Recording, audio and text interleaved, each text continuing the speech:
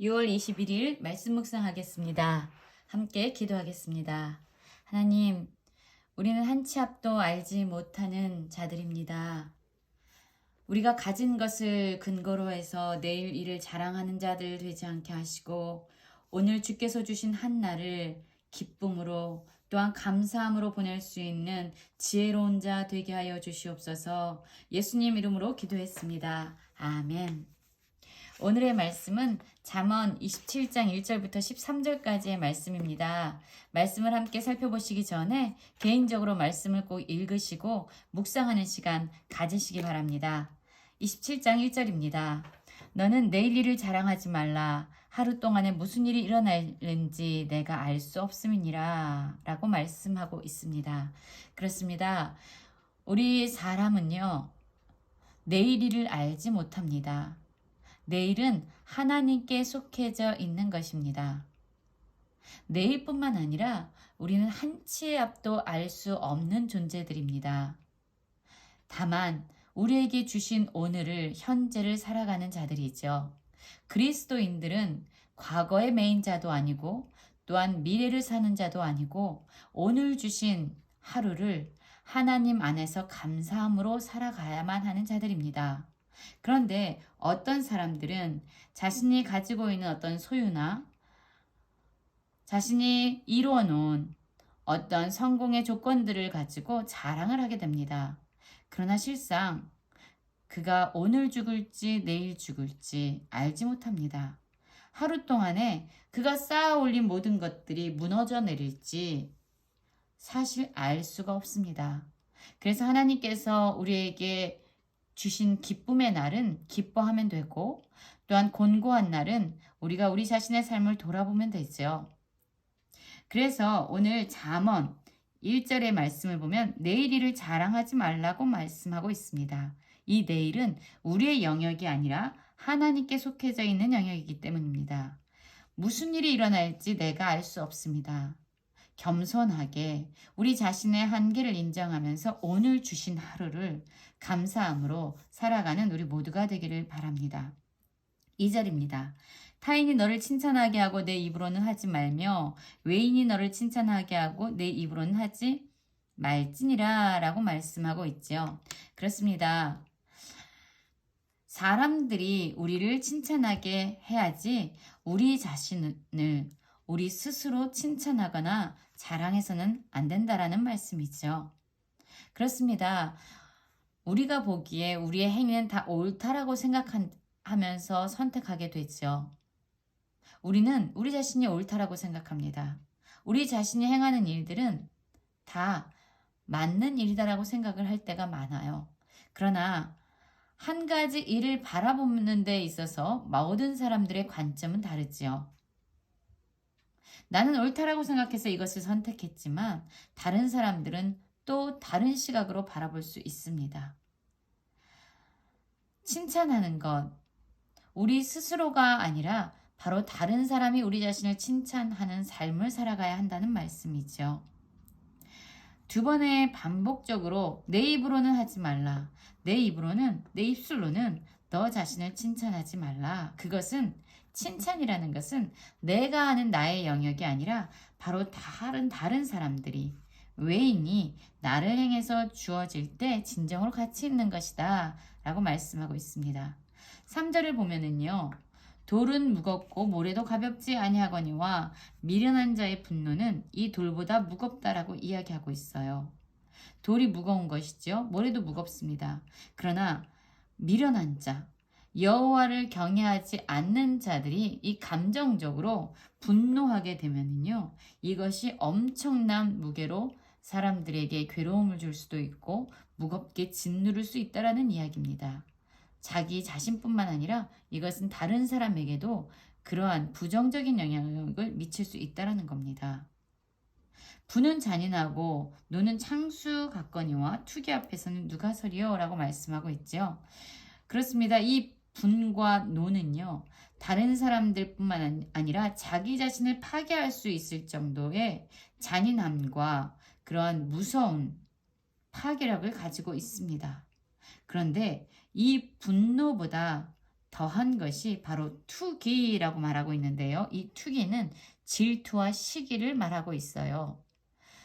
내가 갖지 못했는데 다른 사람이 가지고 있거나 또한 내가 갖지 못한 것을 다른 사람이 가지고 있을 뿐만 아니라 다른 사람은 가졌는데 내가 가지고 있지 못할 때 생기는 어떤 미움이나 증오의 감정들을 이야기할 때 시기와 질투, 투기라는 이야기를 쓰지요.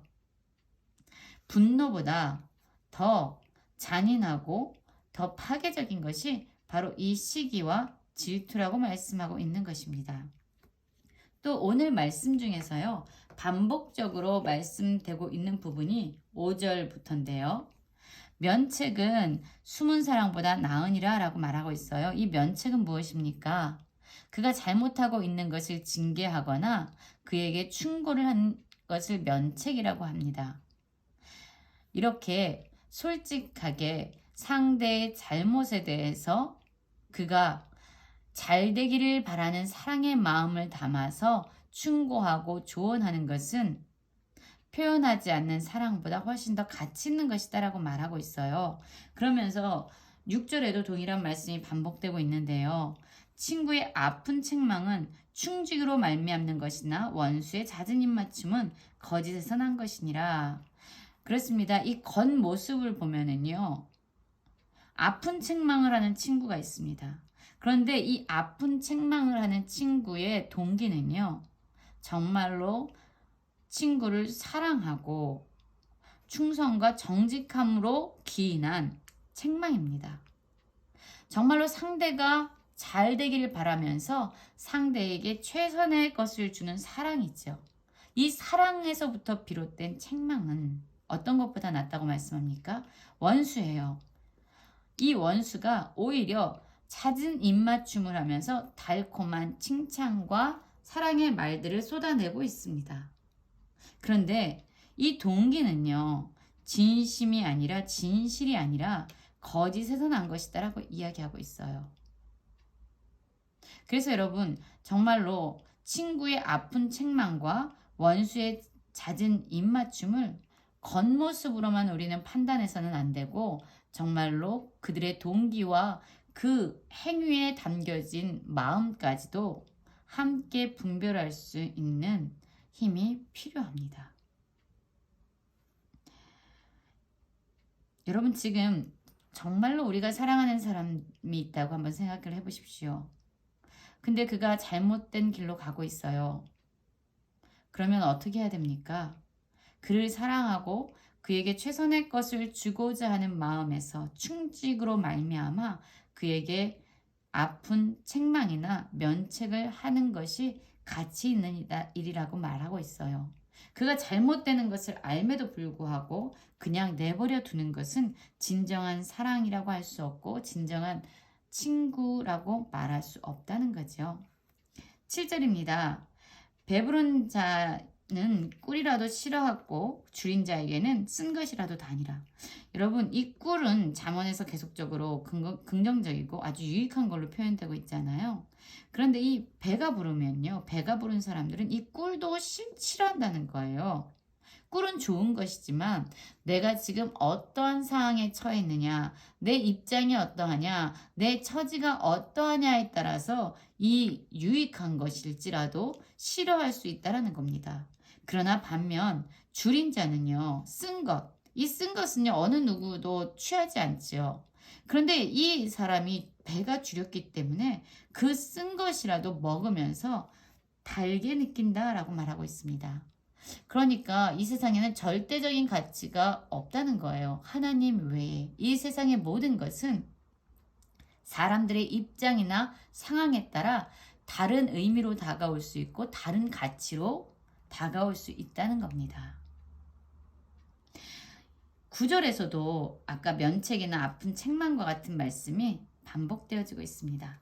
기름과 향이 사람의 마음을 즐겁게 하나니 친구의 충성된 권고가 이와 같이 아름다우니라. 네, 친구의 충성된 권고를 아름다운 것이라고 표현하고 있습니다. 왜지요? 진정한 상대가 잘 되기를 원하는 사랑에서 기인된 것이기 때문입니다.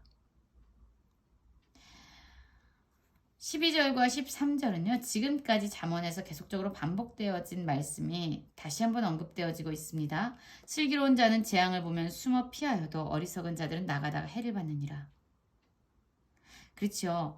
슬기로운 자는 자기가 언제 나가야 되는지 나가지 말아야 되는지 그 시기를 분별할 수 있는 힘이 있는 겁니다. 지혜가 있는 거지만 어리석은 자는 그런 분별력을 가지고 있지 않다는 겁니다.